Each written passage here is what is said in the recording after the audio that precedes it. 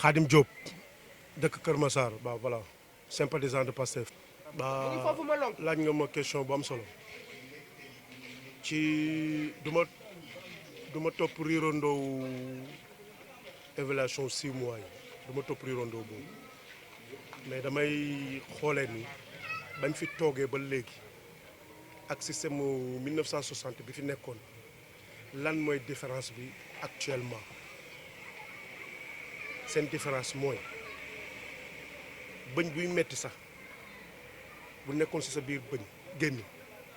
boo ko génnewul musiba rek la lay génn mais kun ñun góorgóorlu nañu ba génne fi bëñ bi doon metti loolu rek jar na ndam mooy 1960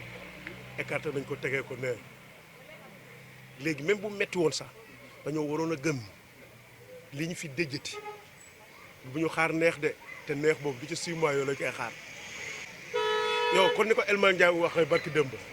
suñu demee ba mën a fay salaire rek nga tëdd ci kër courant dox nga am ndox santal yàlla mënoon naa gën a ñaaw mais xam nga yàlla dafa bëgg Sénégal quoi moo tax ak njuñ jaaj yu mujj yu jot a am yëpp ak bi ñuy dem ñoom yëpp li ñu def lépp dafa fekk yàlla ànd ak ñun moo tax yooyu yëpp yow dama lay jinjuwaat tuuti quoi bul ne dëkk baa ngi dëgër noonu lu ñu wax nga ma répéteel noonu ñoo naan dëkk baa ngi dëgër du peuple bee wax loolu déggoo ma ne la le peuple a gagné 54% bi dafa gagné nan la gagné mooy dafa déjjati guy gi fi newoon guy xamante ne depuis 1960 ñu ngi ñuy lekk di ngàcc suñu deret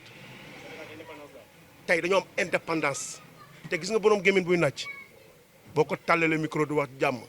ki nga fi jëlee bu sañoon day ñëwaat ñi doon toog di pàccoo tey ci 6 mois yi amatuñu loo xamante moom la ñuy pàccoo boo ko tàllaloon micro mu wax la mu wax la loo xamante ni ndeysaan bu booy liggéey woon loo xamante ne méngoo naag ñaari at ci bëgg-bëgg sénégalais duñ ko wax tey boo leen defaroon li ñu bëgg du ñu gis liggéeyu booy xam nga lan la ñuy gis li leen fi jëlee ki ma fi jëlee nag du ma wax jàmm ci moom.